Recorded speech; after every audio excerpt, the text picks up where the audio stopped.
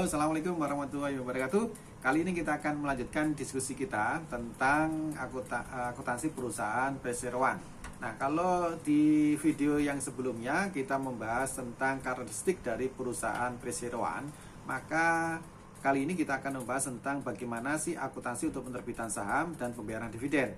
Karena penerbitan saham dan pembayaran dividen ini merupakan menjadi karakteristik utama di dalam perusahaan perseroan. Karena sebagaimana kita ketahui pada video sebelumnya kita lihat bahwasanya ciri khas dari perusahaan perseroan itu adalah di sisi ekuitasnya, yaitu tentang adanya bukti kepemilikan perusahaan yang dibuat atau diwujudkan dalam bentuk saham. Nah, kalau misalkan kita lihat di dalam akuntansi penerbitan saham ini, misalkan, jadi yang perlu pertama adalah yang harus kita ingat bahwasanya transaksi atas saham itu dicatat sesuai dengan jenis sahamnya.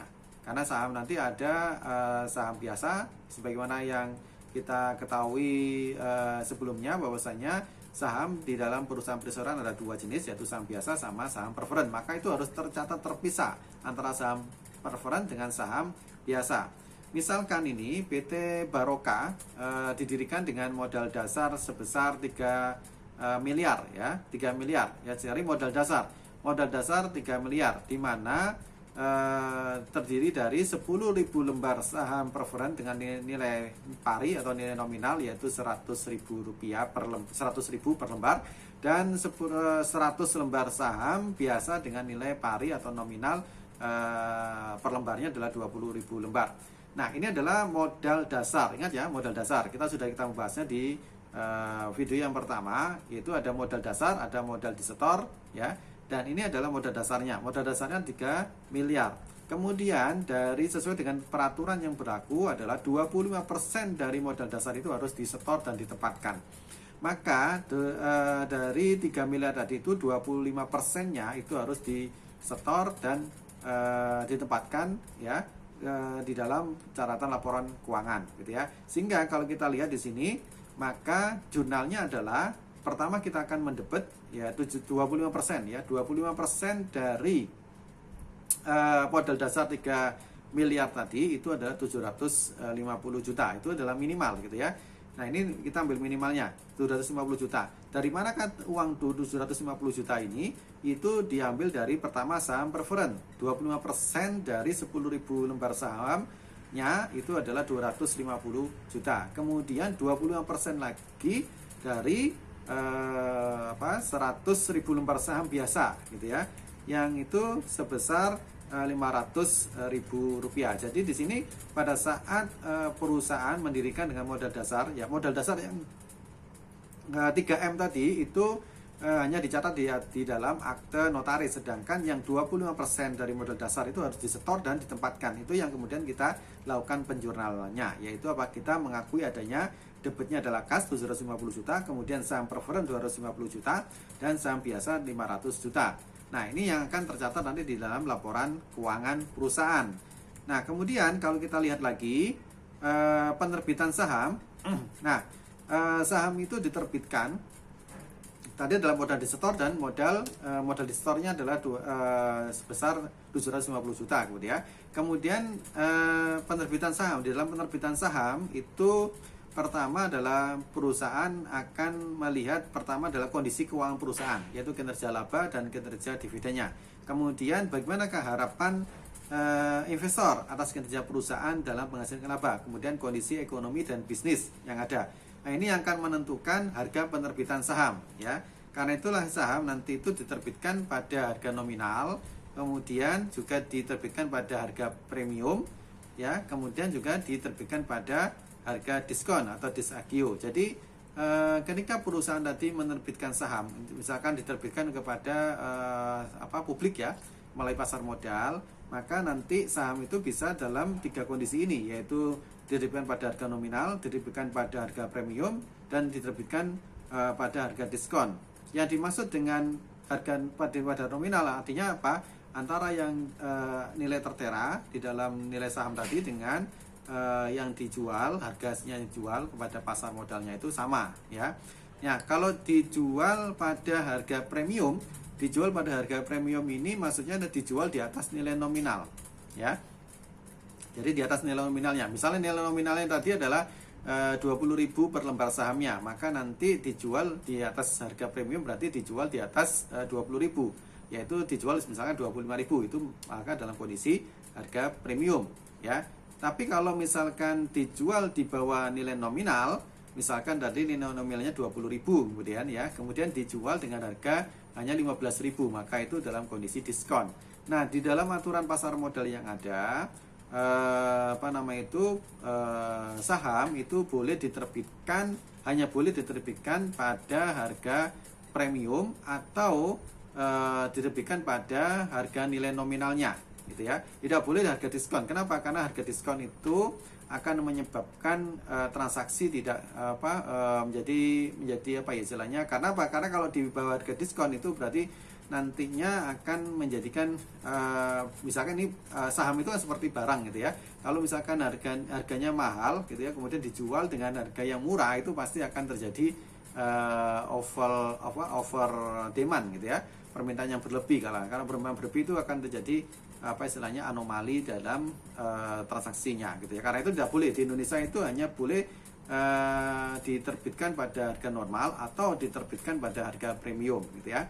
Nah, tadi yang saya katakan tadi harga saham tadi itu sangat ditentukan oleh kondisi keuangan perusahaan. Jadi kalau perusahaannya itu bagus kinerjanya, ya maka itu akan memiliki nilai yang lebih tinggi. Begitu juga dengan harapan investor. Kalau misalkan investor itu melihat bahwasanya perusahaan itu mampu memberikan dividen yang bagus, maka dia akan mendapatkan harga yang lebih tinggi lagi. Kemudian kondisi ekonomi dan bisnis yang ada di perusahaan tadi. Misalkan kalau sekarang ini kondisi makanan ya, perusahaan-perusahaan makanan misalnya di pandemi ini, kondisi makanan itu perusahaan makanan masih tetap bisa berjalan dengan baik. Tapi kalau perusahaan-perusahaan yang lain mungkin akan mengalami penurunan. Nah, itu akan mempengaruhi nilai harga saham tadi gitu ya.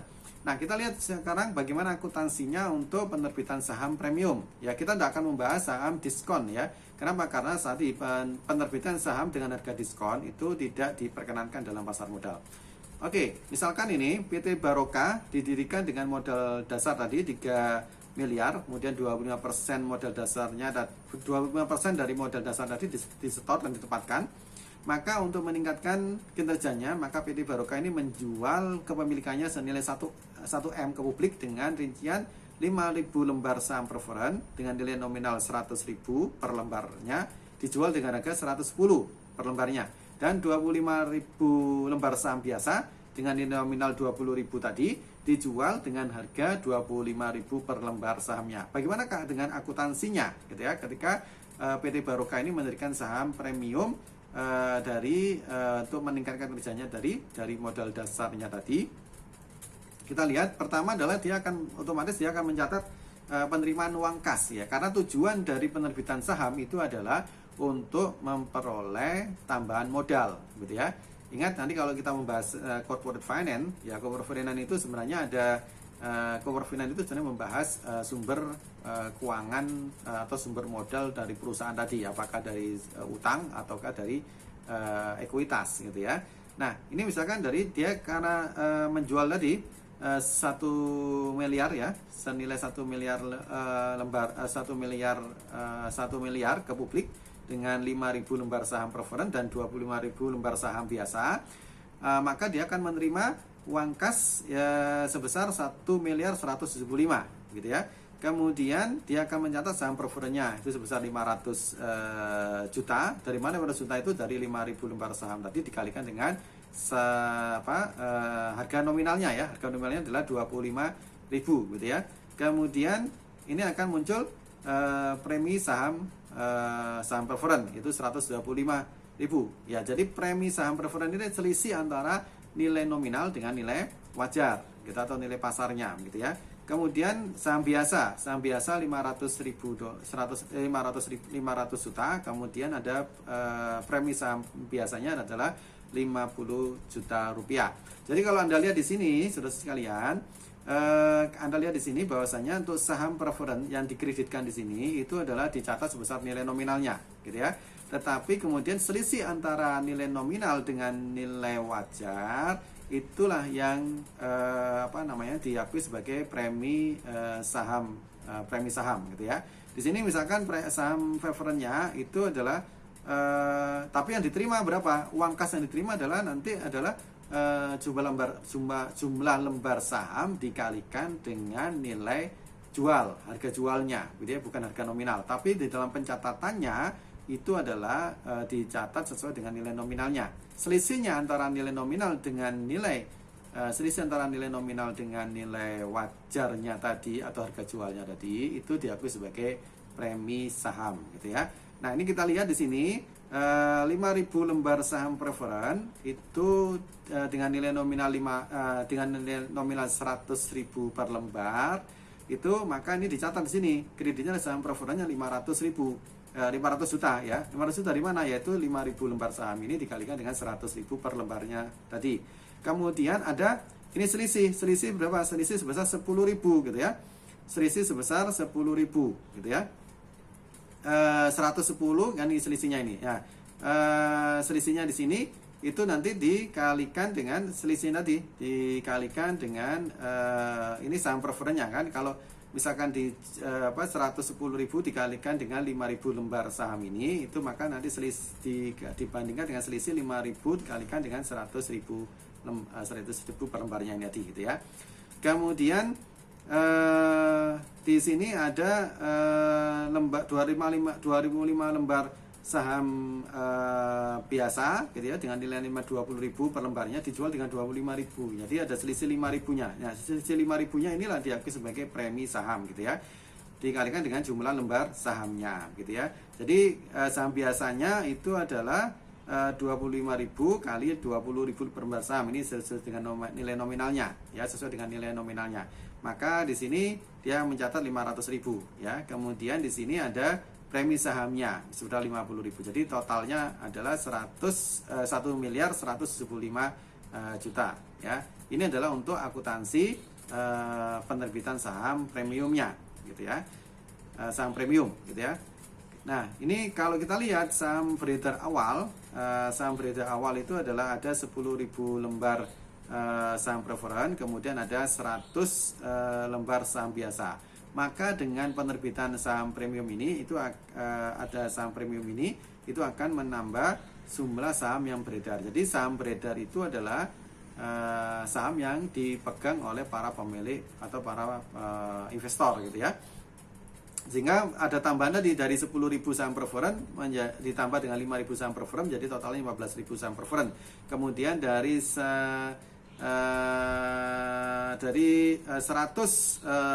lembar saham biasa nanti ditambahkan dengan 25.000 lembar saham biasa tadi sebesar nilainya nilainya menjadi nilai jumlah saham yang beredar di pemegang saham itu ada 125.000 lembar saham biasa, gitu ya.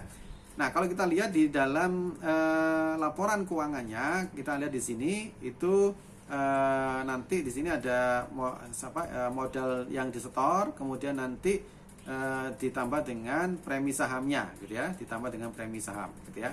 Ini nanti formatnya yang itu di laporan keuangan nantinya begitu. Kemudian kita bahas tentang dividen, ya. Dividen ini adalah pembagian atas laba kepada para pemegang saham, gitu ya. Nah, dividen ini ada dua. Pertama adalah dividen kas, yaitu pembagian laba secara tunai kepada pemegang saham, atau bisa juga dalam bentuk dividen saham. Kalau dividen saham ini pembagian laba dalam bentuk pembagian lembar saham pada pemegang saham. Jadi dibedakan apakah dividen itu dibayarkan dalam bentuk uang tunai, maka itu disebut dengan dividen kas, atau pembagian laba itu diwujudkan dalam pembagian lembar saham, maka itu sebagai dividen saham, gitu ya. Nah, di sini otomatis dua-duanya ini yang namanya dividen. Jadi saya ingatkan dividen itu mirip seperti prive, ya, prive di dalam perusahaan perseorangan maupun perusahaan persekutuan, di mana prive itu akan mengurangi ekuitas, ya. Maka sama dengan dividen ini. Dividen itu adalah mirip seperti prive akuntansinya, yaitu adi dia akan mengurangi saldo laba, gitu ya. Kalau misalnya kita ingat di di perusahaan perseorangan atau persekutuan itu ada prive. Misalnya kalau ada prive maka kita mendebitnya prive pada kas, gitu ya. Kemudian nanti kita di akhir periode melakukan closing entries, kita lakukan yaitu ikhtisar laba rugi pada prive, gitu ya. Dimana ikhtisar laba rugi itu nanti akan mengurangi modal, atau modal itu akan di debit modalnya, kemudian kreditnya adalah prive gitu ya. Nah, sama di sini juga akan mengurangi saldo laba gitu ya. Itu sama seperti prive. Nah, sekarang kita lihat bagaimana dengan dividen kas. Ya, dividen kas itu misalkan dividen kas itu memang diberikan kapan perusahaan itu akan membagikan dividen kas. Ya, yang pertama adalah perusahaan itu memiliki jumlah saldo laba yang memadai, gitu ya. Yang kedua, maksudnya adalah perusahaan itu harus mencetak laba yang tinggi, gitu ya. Yang kedua adalah jumlah saldo kas yang memadai. Artinya belum tentu juga perusahaan itu memiliki laba tinggi tapi kasnya besar, belum tentu juga gitu ya. Karena itu sangat tergantung kepada kualitas dari labanya gitu ya. Kalau labanya berkualitas berarti akan mendatangkan kas yang bagus gitu ya. Maka juga dilihat jumlah saldo kas yang memadai, karena ini menyangkut masalah likuiditas perusahaan. Karena kalau dividen kas itu nanti itu adalah mengurangi kas yang ada di dalam perusahaan tadi. Kemudian yang ketiga adalah tindakan formal dewan direksi. Dalam artian ini adalah keputusan tentang dividen kas itu harus ditentukan oleh dewan direksi gitu ya. Baik. Nah, sekarang kalau kita bicara dividen, pembayaran dividen itu ada 3 peristiwa ya, yang seringkali disebut sebagai 3 tanggal pengumuman dividen. Yang pertama itu adalah tanggal pengumuman, di mana tanggal pengumuman ini itu adalah pengesahan nominal dividen. Jadi perusahaan itu nanti akan mengumumkan berapa total dividen yang akan dibayarkan kepada pemegang saham. Nah, pada saat perusahaan ini melakukan pengumuman kepada publik, kepada para pemegang saham berapa jumlah bahwasanya perusahaan itu akan mengeluarkan dividen kas, maka itu langsung diakui sebagai kewajiban pembayaran dividen di dalam laporan keuangannya. Kemudian ada tanggal pencatatan. Tanggal pencatatan ini adalah tanggal penentuan siapa saja yang berhak untuk mendapatkan dividen. Kenapa kok ada tanggal pengumuman, ada tanggal pencatatan? Kenapa begitu? Karena apa? Karena kalau perusahaan publik misalkan, perusahaan perseroan terbuka misalkan, dia harus menjual sahamnya di pasar modal. Nah, pasar modal itu sendiri menjual belikan saham, dan sahamnya itu selalu berpindah tangan setiap hari dari satu orang ke orang lain gitu ya. Maka yang harus dilakukan adalah, karena bisa jadi pemilik pertama itu sudah tidak memegang lagi saham berikutnya, maka harus dilakukan pencatatan ya. Pencatatan nasabah, siapa saja memiliki saham tadi itu ya, dicatat. Nah, ini harus harus dikasih batas waktu ya. Itulah batas tanggal pencatatan ini. Batas waktu tanggal pencatatan itu disebut dengan selling with dividend. Artinya kalau orang tadi ada seseorang yang membeli, kalau Anda misalkan membeli saham suatu perusahaan pada tanggal pencatatan itu, maka Anda masih tetap dianggap sebagai yang berhak untuk memperoleh dividen ya. Kemudian ada tanggal pembayaran. Tanggal pembayaran ini adalah pembayaran dividen ke para pemegang saham pada tanggal yang telah ditentukan gitu ya, setelah tanggal pencatatan tadi. Ini yang disebut dengan selling ex dividend. Jadi maksudnya apa? Kalau misalkan Anda itu membeli saham sebuah perusahaan ketika setelah selesai tanggal pencatatan, maka nanti ketika tanggal pembayaran dividen Anda tidak akan menerima dividen karena Anda membelinya setelah tanggal pencatatan gitu ya. Oke, untuk lebih jelasnya coba kita lihat di sini. Misalkan ini PT Bank Sentral Asia gitu ya. PT Bank Sentral Asia itu pada tahun 2015 itu mengumumkan pembagian dividen secara kas. Maka dilihat situ, Anda lihat di sini ada jadwal pembagian dividen tunai. Di situ ada pengumuman di surat kabar. Jadi biasanya akan diumumkan ya, pembagian dividen tunai ini atau dividen kas ini akan diumumkan di surat kabar. Itulah yang disebut dengan tanggal pencatatan. Di sini dilihat tanggal 11 April itu sebagai pengumuman di surat kabar dan pengumuman di Bursa Efek Indonesia. Maka tanggal 11 April itu disebut dengan tanggal pengumuman. Maka BCA pada saat tanggal 11 April 2016 ini melakukan tanggal pengumuman, maka disitulah dia langsung mengakui adanya kewajiban pembagian dividen tunai, gitu ya. Nah, kemudian Anda lihat di sini tanggal 12 sampai 19 April, itu tanggal 14 April itu batas akhir tanggal pencatatan, dan tanggal 19 April dan tanggal pencatatan di pasar tunai ya. Ada dua ini ya. Maka setelah ini maksudnya apa?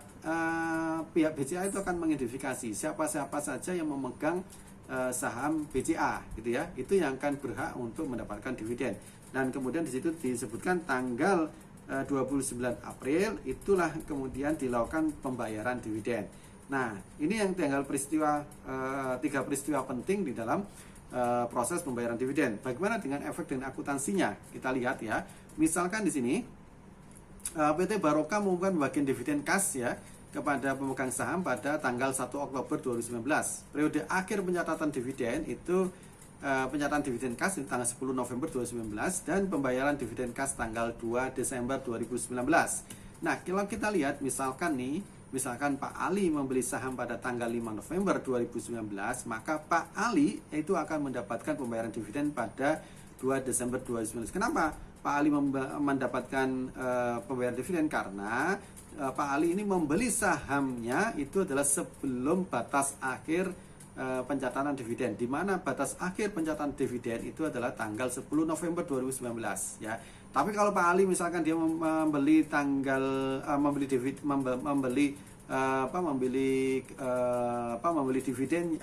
membeli sahamnya itu adalah tanggal 12 November, maka Pak Ali tidak akan memperoleh pembayaran dividen pada tanggal 2 Desember. Inilah yang terjadi di dalam pasar modal, gitu ya. Ketika ada pembagian, ketika ada pengumuman pembayaran dividen tunai, itu biasanya akan terjadi lonjakan transaksi.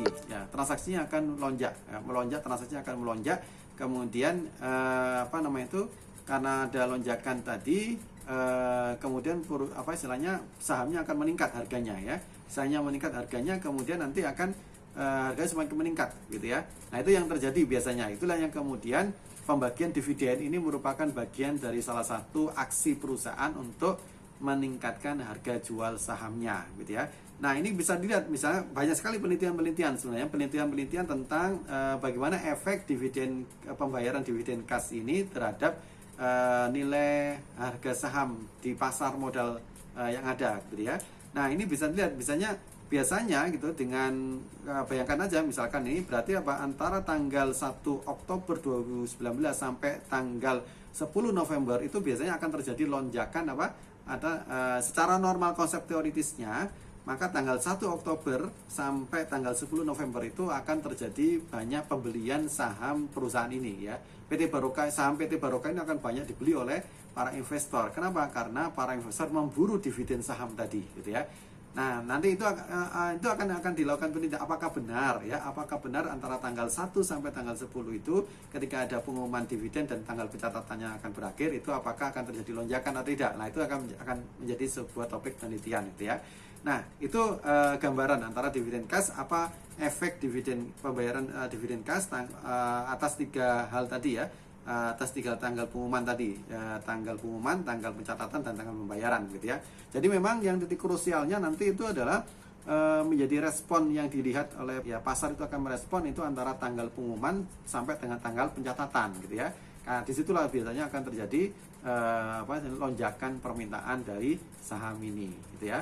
Oke, itu gambarannya ya tentang dividen kas gitu ya. Nah, tadi disebutkan, tetapi jika Pak Ali membeli saham pada 12 November 2019, maka Pak Ali tidak akan memperoleh pembayaran dividen pada 2 Desember. Kenapa? Karena sudah lewat tanggal ya. Tanggal terakhir pencatatan dividen kas tanggal 10 November. Nah, biasanya secara konsep teoritis setelah tanggal 10 November itu permintaan pembelian saham PT Barokah itu akan turun. Nah, itu yang akan menjadi penelitian gitu ya. Penelitian kenapa kemudian ada penelitian bagaimana efek pembayaran dividen tunai terhadap nilai saham perusahaan di pasar modal gitu ya. Oke, sekarang kita lihat akuntansinya. Bagaimana dengan akuntansi dividen kas? Yang pertama tadi adalah pada tanggal pengumuman ya.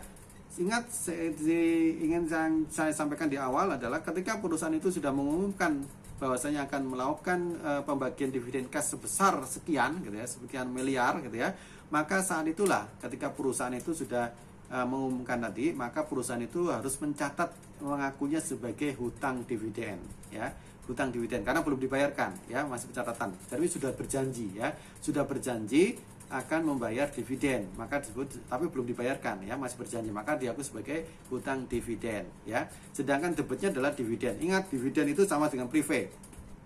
Ketika perusahaan atau di dalam perusahaan perseorangan, ketika pemilik perusahaan itu mengambil kas dari ekuitasnya, maka itu akan akan didebet prive pada kas. Sama seperti ini gitu ya.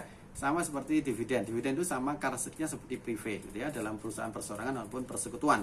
Nah, di sini maka debitnya adalah dividen kas ya. Kreditnya adalah hutang dividen. Kenapa kok ada hutang dividen? Karena dia sudah berjanji ya. Tanggal pengumuman adalah tanggal dia berjanji ya, berjanji akan memberikan dividen kas ya. Kemudian tanggal yang berikutnya adalah tanggal pencatatan. Nah, di tanggal pencatatan ini itu tidak ada jurnal karena proses tanggal pencatatan itu adalah masalah administrasi saja. Administrasi siapakah yang berhak untuk mendapatkan dividen kas tadi gitu ya. Maka di sini tidak ada jurnal karena hanya sekedar proses administrasi. Kecuali kalau ada pembelian saham ya. Kalau pembelian saham itu berarti nanti terkait dengan akuntansi penerbitan sahamnya gitu ya. Itu berbeda lagi gitu ya. Nah, kemudian yang terakhir, yang ketiga adalah tanggal pembayaran. Ya, di tanggal pembayaran ini, maka perusahaan akan mencatatnya dengan mendebit hutang dividen kas karena sudah dibayar. Dia sudah berjanji pada tanggal pengumuman tadi, kemudian dibayar pada tanggal pembayaran, maka dia akan mencatat hutang dividen kas pada kas, gitu ya. Nah, itu tentang akuntansi dividen kas.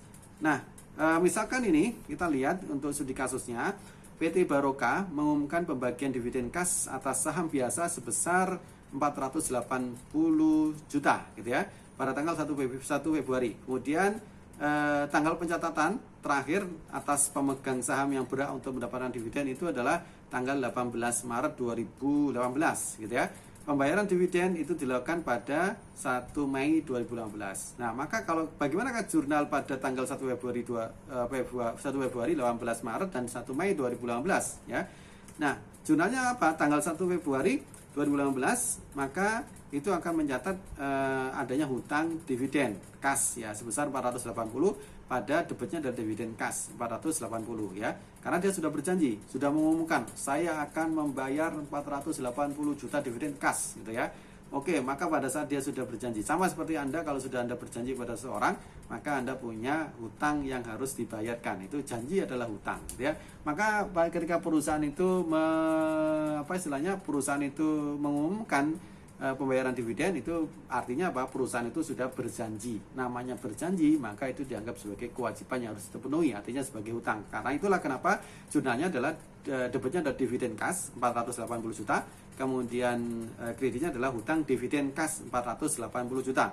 Kemudian pada tanggal 18 Maret tidak ada jurnal yang diperlukan karena perusahaan itu hanya sekedar mencatat ya, menulis ya siapa-siapa pemegang saham pada tanggal 1 Februari sampai 18 Maret siapa aja pemegang sahamnya itu yang akan menjadi kandidat nantinya sebagai yang akan dibayar sebagai pemegang saham yang memiliki dividen kasnya gitu ya.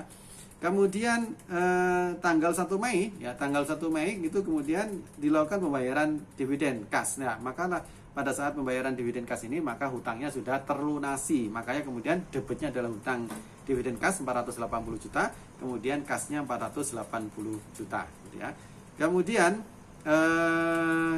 nah di sini bagaimana dengan kasus Bu Reni? Bu Reni membeli saham PT Baroka pada tanggal 10 April 2016. Apakah berhak pembayaran dividen? Nah, Bu Reni tidak mendapatkan dividen kas. Kenapa? Karena dia membeli pada masa selling ex dividend. Yang disebut dengan masa selling ex dividend itu adalah yaitu pembelian saham setelah tanggal pencatatan dividen. Tanggal pencatatan dividen tanggal 18 Maret, sedangkan Bu Reni itu membeli saham PT Barokahnya pada 10 April, itu sudah lewat tanggal gitu ya. Karena sudah lewat tanggal, maka Bu Reni tidak berhak untuk mendapatkan dividennya. Kecuali kalau Bu Reni itu membeli sahamnya PT Barokah ini pada tanggal misalkan tanggal 10 Maret misalkan, maka dia berhak gitu ya. Karena ini tanggal 10 April, maka dia tidak berhak untuk mendapatkan dividen kasnya. Nah, itu terkait dengan pembayaran dividen kas. Nah, bagaimana dengan dividen saham? Jadi perusahaan nanti boleh membayar sahamnya dalam bentuk kas, juga boleh membayar dividennya dalam bentuk saham. Yang dimaksud dengan dividen saham itu adalah pembagian lembar saham kepada pemegang saham. Artinya dividennya adalah bentuk lembaran saham yang dibagikan kepada para pemegang saham. Kalau dividen tunai tadi dalam bentuk uang kas ya. Nah, saham yang dibagikan, yang harus diingat adalah saham yang dibagikan adalah saham biasa yang diukur pada nilai pasarnya. Jadi pada saat ada nilai nominalnya, ada nilai pasarnya. Jadi pada saat dibagikan nilai sahamnya tadi itu harus diukur berapa nilai pasarnya, gitu ya. Kemudian dividen saham tidak dibagikan, ya dividen saham yang dibagikan itu tidak mengubah komposisi kepemilikan, hanya menambah jumlah saham yang beredar. Artinya bukan berarti kemudian ketika saya mendapatkan dividen dalam bentuk dividen saham, bukan berarti kemudian kepemilikan porsi, ya porsi ini dari sekali lagi porsi ya, bukan jumlah ya. Kalau porsi kepemilikan saham saya di perusahaan tersebut, meskipun saya mendapatkan dividen saham, maka porsi kepemilikan saya tetap, ya. Tapi jumlah saham yang saya miliki itu bertambah, gitu ya. Oh, kok bisa begitu? Ya, coba kita lihat sekarang bagaimana ininya ya. Coba kita lihat di sini. PT Barito memiliki saham beredar sebesar 15.000 lembar saham preferred dengan nilai nominal 100.000 lembar. Kemudian dia juga memiliki 125.000 lembar saham biasa dengan nilai nominal 20.000 per lembar sahamnya. Kalau misalkan pada tanggal 15 Desember ya, ini juga sama ya, antara pembayaran dividen kas maupun pembayaran dividen saham itu sama tanggalnya, ada tanggal pengumuman, ada tanggal pencatatan, ada tanggal pembayaran dividen, gitu ya.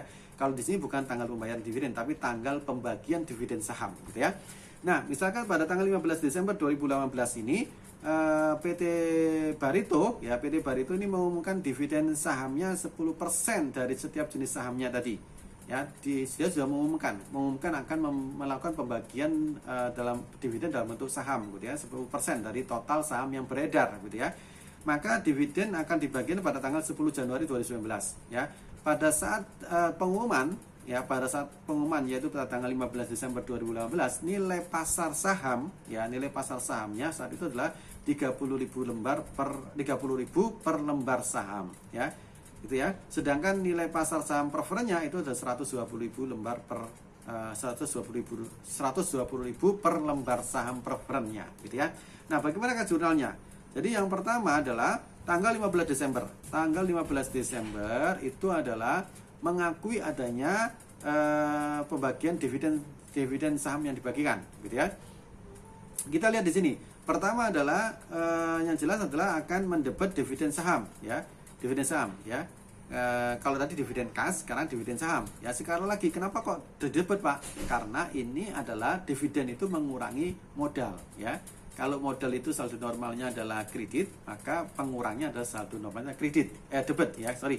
Nah, di sini maka tanggal 15 Desember dia akan mendebit dividen saham sebesar 10% dari total tadi, yaitu 555 juta ini. Ini adalah total nilai dividen sahamnya. Yang mana total 555 dividen saham ini itu terdiri dari saham biasa dan saham preferred. Ya, maka di sini dividen saham dibagikan 400 juta. Ini saham biasa, kemudian premi saham biasanya 125 juta, kemudian premi saham preferrednya 30 juta, gitu ya. Ini dividen saham dibagikan ini 400 juta ini terdiri dari saham biasa sama saham preferred, gitu ya. Kalau yang ini dividen saham dibagikan ini 400 juta ini adalah dikalikan dengan nilai nominal masing-masing jenis saham tadi. Sedangkan premi saham biasa dan premi saham preferred ini itu adalah selisih antara nilai nominal dengan nilai wajar atau nilai pasar dari jenis saham yang ada, gitu ya. Oke, kemudian tanggal 10 Januari 2019 itu akan dicatat dividen saham dibagikan, ya. Kalau yang di dividen kas itu muncul utang dividen kas, maka kalau yang di sini muncul dividen saham dibagikan. Ya, nanti kalau tanggal 10 Januari ketika pembagian saham itu maka akan muncul dividen, di debitnya adalah dividen saham dibagikan, kemudian kreditnya adalah saham biasa, ya, sebesar 250 juta, kemudian saham preferred sebesar 150 juta, gitu ya. Di mana saham biasa dan saham preferred ini adalah sesuai dengan nilai nominalnya tadi, gitu ya. Nilai nominal tadi kan itu yang dibagikan 10%-nya, ya. 10% dari saham preferred dan 10% dari saham biasa, gitu ya. Dijumlah sesuai dengan nilai nominal saham yang dibagikan, gitu ya. Sebesar 400 juta tadi, gitu ya. Kemudian karena itu kalau kita lihat dari komposisinya itu komposisi kepemilikannya itu tidak berubah. Yang berubah hanyalah adalah jumlahnya.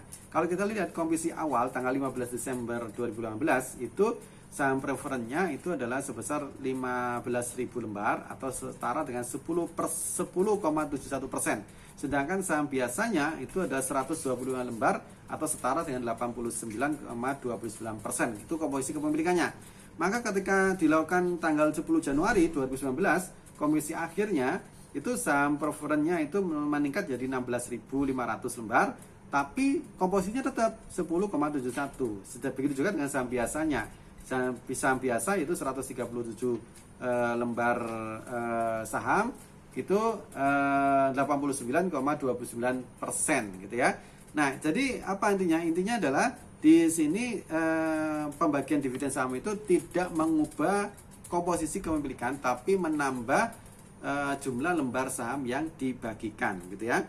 Oke, sekarang kalau kita lihat dari jurnal penutupnya, maka dividen saham dividen itu harus di jurnal closing entries ya, yaitu akun dividen harus itu pada akhir periode akuntansi, yaitu dengan di closing entries. Cara closing entriesnya apa? Itu secara laba rugi pada dividen kas atau dividen saham gitu ya. Itu karena akan mengurangi apa? Mengurangi modal gitu ya, mengurangi modalnya gitu ya. Nah, ini kalau kita lihat di dalam laporan keuangannya, misalkan ini ada perusahaan itu ada saldo labanya di awal itu 3.338.500, kemudian ada laba bersihnya 461, kas dividennya itu sama stok dividennya yang dividen kas sama dividen saham yang dibagikan gitu ya. Itu kemudian kalau kita lihat di laporan keuangannya di sini, maka net income kemudian di dividen itu mengurangi net income tadi. Dividen itu mengurangi net income gitu ya. Nah, kemudian nanti akan laba ditahannya itu akan menjadi 3.600.000 tadi gitu ya. Oke, gitu ya. Nah, kemudian yang terakhir Saudara sekalian, di dalam ini adalah ada yang namanya corporate action ya. Corporate action itu apa? Yaitu sebenarnya pembagian dividen ya, pembagian dividen itu adalah salah satu bentuk dari aksi perusahaan. Nah, aksi perusahaan yang lain selain pembagian dividen itu ada yang saham treasury gitu ya. Saham treasury. Apa yang dimaksud dengan saham treasury? Itu adalah saham yang telah diterbitkan oleh perusahaan dan dibeli kembali oleh perusahaan gitu ya. Di mana di sini tujuan dan alasannya adalah untuk dijual kembali kepada karyawan, kemudian diterbitkan kembali sebagai bonus atau untuk mendukung nilai pasar saham. Maksudnya apa? Salah satu saham treasury tujuannya adalah untuk meningkatkan harga saham ya. Kenapa? Karena tujuan dari karena dengan saham treasury ini tadi maksudnya adalah sahamnya ditarik gitu ya, sahamnya ditarik dari pasar. Intinya adalah saham itu dibeli kembali oleh perusahaan supaya jumlah saham yang beredar menjadi berkurang. Kalau jumlah saham yang beredar berkurang itu nanti permintaan meningkat ya, supply-nya turun ya, maka otomatis harganya akan meningkat. Itu harapannya seperti itu gitu ya. Maka aturan di Indonesia pembelian saham kembali saham itu harus mendapat persetujuan RUPS, kemudian tidak boleh lebih dari 10% dari ekuitas. Kemudian pembelian kembali saham itu bukan hasil neto. Kemudian saham treasury maksimum dimiliki hanya 3 tahun. Jadi tidak boleh selamanya, itu harus maksimum 3 tahun. Setelah itu, maksudnya apa? Setelah 3 tahun maka perusahaan itu harus menjual kembali saham treasury-nya tadi. Kemudian harga akuisisi saham harus lebih rendah daripada harga transaksi sebelumnya. Nah, itu adalah tentang karakteristik dari saham treasury gitu ya. Nah, kemudian kalau kita bicara akuntansinya dari saham treasury ini adalah yang dipakai itu adalah cost method gitu ya. Nah, bagaimana implementasi cost method ini dalam akuntansi saham treasury? Kita lihat sekarang ya. Misalkan ini saham treasury itu didebit ya, nanti apa? Saham treasury itu didebit sebesar harga pembelian saham ya, harga pembelian sahamnya. Jadi maksudnya cost method ini adalah harga perolehannya. Jadi diakui pertama kali sesuai dengan harga perolehannya, bukan nilai nominalnya ya, tapi sebagai harga perolehannya gitu ya. Kemudian pada saat dijual kembali itu harus dikredit sebesar biaya perolehannya. Jadi maksudnya adalah kita biaya perolehannya mengikuti terus gitu ya, sedangkan harga pasarnya tidak diakui gitu ya. Nah, kemudian selisih antara biaya perolehan dengan harga jual itu nanti diakui sebagai penambah atau pengurang saham treasury tadi gitu ya. Premi saham treasury itu akan menunjukkan premi saham gitu ya, ketika antara harga perolehan dengan harga pasarnya gitu ya. Nah, kita lihat misalkan ini ya, misalkan data ekuitas di PT Jaya, misalkan harga ekuitas di PT Jaya, saham biasanya itu adalah tadi dari 20.000 lembar dengan nominal 25.000 atau total 500 juta. Kemudian premi saham biasanya adalah 150 juta. Kemudian jumlah ekuitas saham biasanya berarti totalnya 650 juta. Inilah data, misalkan ini data ya, data di PT Jaya, data ekuitas PT Jaya. Dia memiliki saham biasa yang beredar itu 20.000 lembar saham dengan nominal 25.000. Misalkan ini ya, PT Jaya itu kembali membeli kembali 1.000 lembar dari 20.000 lembar saham biasanya. Jadi itu ditarik oleh PT Jaya ya, ditarik oleh PT Jaya sebesar 1.000 lembar saham ya. Nah, pada saat dibeli kembali ini itu nilainya dibeli dengan harga 45 juta ya. Padahal nilai nominal dari saham biasa PT Jaya ini adalah 25.000, tapi dibeli kembali oleh PT Jaya dengan harga 45.000. Maka jurnalnya bagaimana? Pertama adalah kita mencatat adanya saham treasury. Ya, saham treasury ini sebagai pengurang ekuitas ya. Saham treasury sebagai pengurang ekuitas, sehingga karena itu kenapa saham treasury didebet. Ya, didebet sebesar berapa? 45 juta sesuai dengan harga perolehannya. Ini maksud cost methodnya di sini. Jadi yang dimaksud dengan cost method itu kita mengakui atau mencatat ya, mencatat dan mengukur saham treasury itu berdasarkan harga perolehan, bukan harga nominal, bukan harga pasar gitu ya. Kemudian itu kita mengeluarkan kasnya sebesar 45 juta gitu ya. Kemudian kalau bagaimana kalau misalkan PT Jaya menjual kembali saham treasury sebesar 600 lembar saham tadi. Jadi dia menjual, pertama dia menarik 1.000 lembar saham ya. Ketika 1.000 lembar saham ini sudah dibeli dengan harga 45 juta, kemudian yang 600 dijual kembali ya, dijual kembali 600 dijual kembali gitu ya. 600 dijual kembali dengan harga 60.000 per lembar saham ya. Maka jurnalnya adalah pertama kita mencatat kas ya. Kasnya sebesar apa? Sebesar uang yang kita peroleh. Kita akan menjual 600 lembar. PT Jaya tadi menjual 600 lembar saham dengan harga 60.000 per lembar sahamnya. Otomatis dia akan mendapatkan uang kas sebesar berapa? 36 juta gitu ya. Nah, sekarang saham treasury-nya berapa dikurangi? Dikurangi sebesar 600 lembar saham tadi. Cuma berapa angkanya yang dipakai? Angka yang dipakai adalah angka harga perolehan pertama kali. Harga perolehan pertama kali berapa? 45.000 per lembar sahamnya, sehingga saham treasury-nya dicatat apa? 27 juta. Ya, 27 juta ini dari mana? Yaitu dari 45.000 per lembar saham tadi dikalikan dengan 600 lembar saham tadi gitu ya. Sehingga ada selisih kan? Dia belinya 45, kemudian dijual dengan harga 60.000, pasti ada selisih. Maka itulah diakui sebagai premi saham treasury. Ya, premi saham treasury-nya di sini adalah sebesar 9 juta gitu ya. Nah, kemudian kita lanjutkan. Bagaimana kalau misalkan PT Jaya itu karena dia dari 1.000 dijual 600, kemudian sisa 400. Sisa 400-nya ini dijual lagi, gitu ya. Dijual lagi oleh PT Jaya, tapi dengan harga 40.000, gitu ya. Nah, kalau tadi dijual dengan 60.000, maka sekarang dijual dengan 40.000. Maka apa? Maka berarti PT Jaya akan mendapatkan uang kas. Uang kasnya berapa? Uang kasnya adalah sebesar 400 lembar saham tadi dikalikan dengan harganya, yaitu 40.000 per lembarnya gitu ya, sehingga dia mendapatkan 16 juta. Sedangkan saham treasury yang dilepas tadi itu harus dicatat atau diukur sebesar apa? Sebesar harga perolehannya. Harga perolehannya berapa? 45.000 per lembar sahamnya. Sehingga kalau 400 lembar saham yang dijual berarti 400 dikalikan 45.000 ya, sebesar berarti hasilnya 2 juta tadi. Nah, selisihnya di sini itu akan selisihnya 18 juta ya. Jadi 400 ini ya. 400 lembar saham ini dikalikan dengan 45.000 per lembar itu 18 juta gitu ya. Selisihnya ini dia kan membelinya dulu itu 45.000, kemudian dijual dengan harga 40.000, berarti otomatis dia rugi. Jualnya 40, dulu belinya 45, jadi rugi 5.000. 5.000 dikalikan 400 lembar saham, berarti kerugiannya 2 juta. Nah, kerugian 2 juta itu sebagai debit premi saham treasury. Jadi mengurangi premi saham treasury-nya gitu ya. Nah, perlu dicatat bahwasanya saham treasury itu tidak ada dividen, baik itu dividen kas maupun dividen saham untuk saham treasury gitu ya.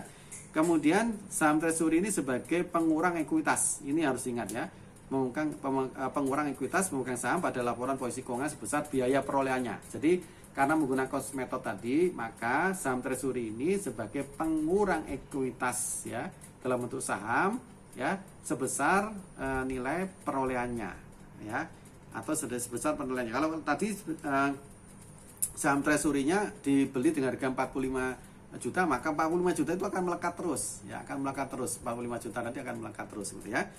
Oke. Nah, ini kalau kita lihat di sini bagaimana di dalam laporan keuangannya tadi itu ada, ini ada saldonya, ada labanya, ada dividennya, terus kemudian ada pembelian saham treasury. Anda lihat di sini pembelian saham treasury itu mengurangi ekuitasnya, akan mengurangi ekuitasnya gitu ya. Oke, kemudian yang terakhir itu adalah pemecahan saham atau biasanya disebut dengan stock split ya. Apa itu stock split? Stock split itu adalah perseroan itu mengurangi nilai nominal dari saham biasa dan menerbitkan sejumlah tambahan saham secara proporsional. Jadi tujuannya dari stock split ini atau pemecahan saham ini adalah untuk menurunkan nilai pasar per lembar saham. Jadi